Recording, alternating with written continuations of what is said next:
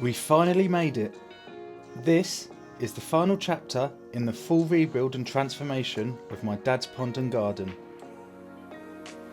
It's been quite the journey, from relocating the fish and clearing out the old pond, to reshaping, lining, rocking,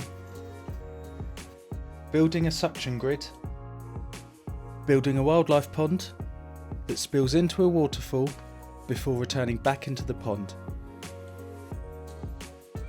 and then also filling it up with 18,000 litres of water. Even though the water's in, there's still a long list of jobs to do before the project's finished.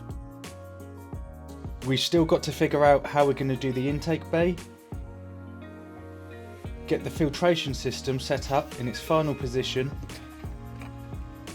and make sure the pond edges blend in naturally with the rest of the garden.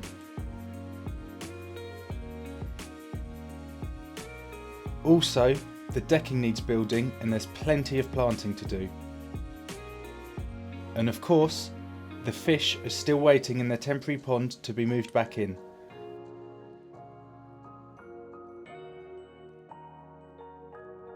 On top of that, we've got some general garden jobs left, like sorting the sheds and bringing the lawn back to life. During this build, we had quite a few delays with deliveries turning up late, which meant a lot of the jobs were started and then finished off later.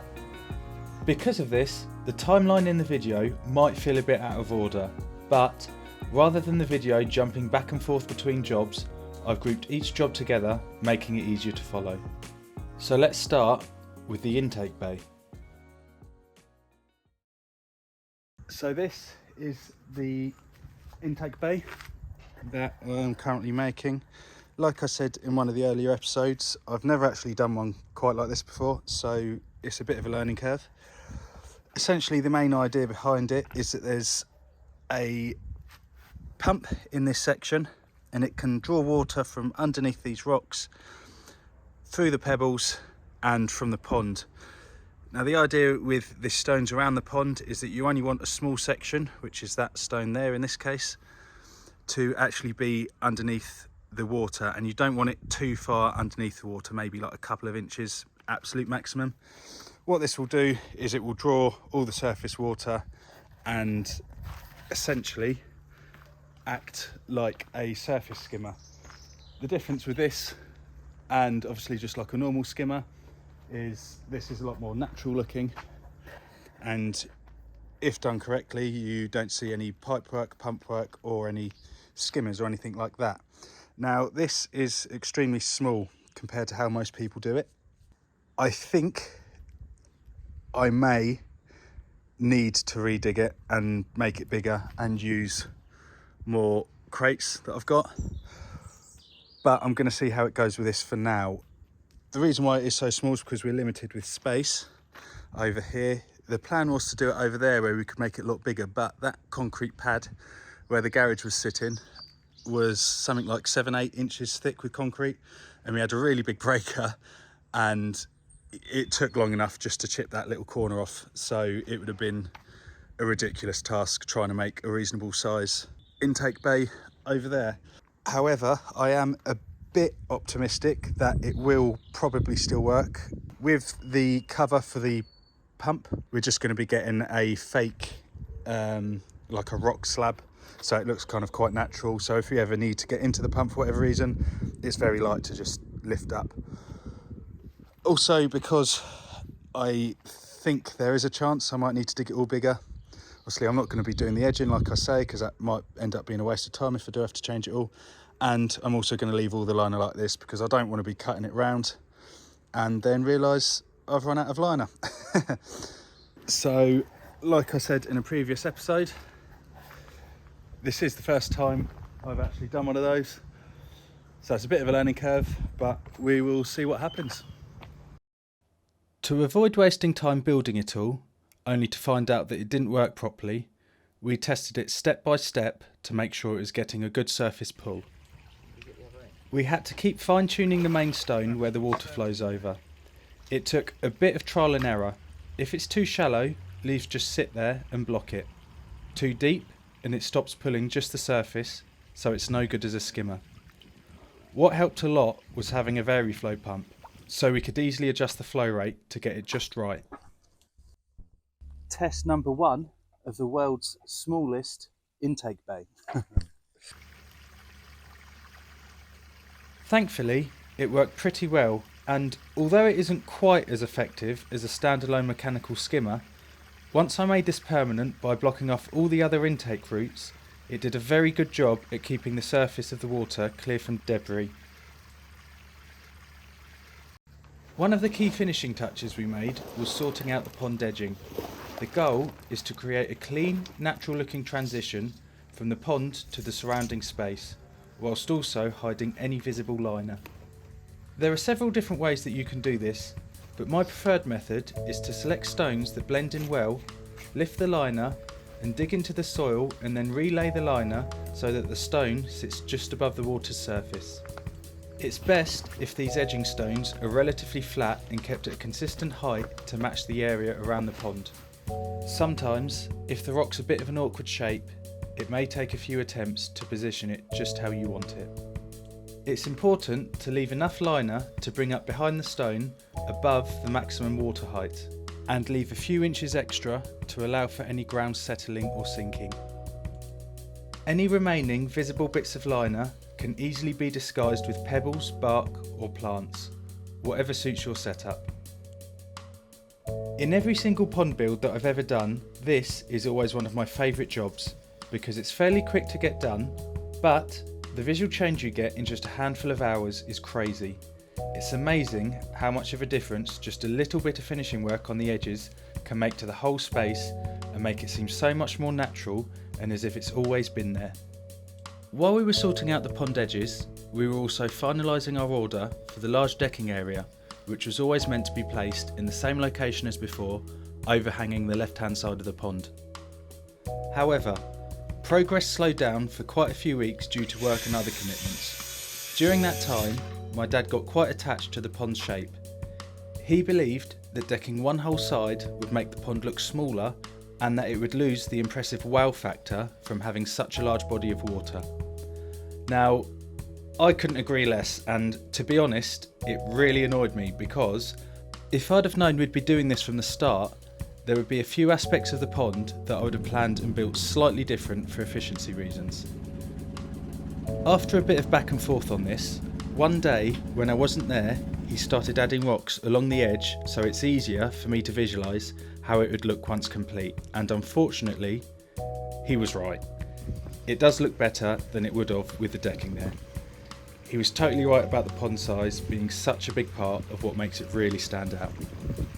Because of the last minute change of plan, I wasn't able to plan this area to be part of a suction grid or wetland filter to minimise dead spots. So to negate this, we simply just pointed the pump pipe from the world's smallest intake bay to make sure that there's some water movement there. You win this one, Dad. Once we decided that the pond was ready and safe enough for fish, we moved the drum filter from its temporary location to its permanent location, along with the DIY biofilter that we were using for the temporary pond. Although the filter shed wasn't quite finished, or anywhere near finished really, we were starting to get pretty nervous of how long the fish had been in their very small temporary setup for, and were getting quite eager to put them into their larger, more spacious, more filtered permanent home. In the few days leading up to this, as well as testing the water in the main pond and the temporary pond, I used a sump pump to move some water from the main pond to the temporary pond and vice versa. I did this in small amounts multiple times over a few days to make the water as similar as possible to minimise any chance of shock and stress when moving the fish. At the moment, the pond is still murky from all of the stonework that we put in, which will continue to clear up, but the parameters are perfect for the fish to live in, so it's finally time to move the fish into their forever home.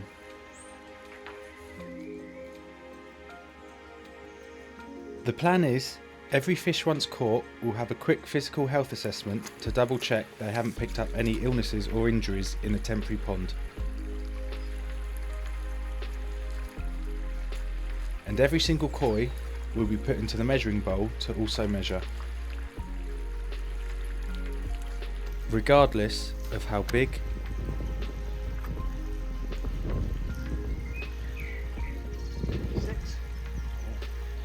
or how small it is. 28. I've got an absolute monster here.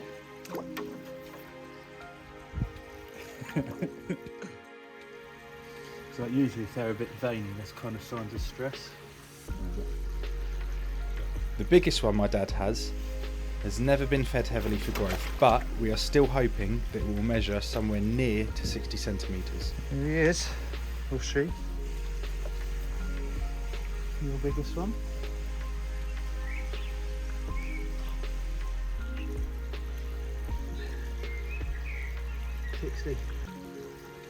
60 cm, might actually be a bit more, to be fair. Nice.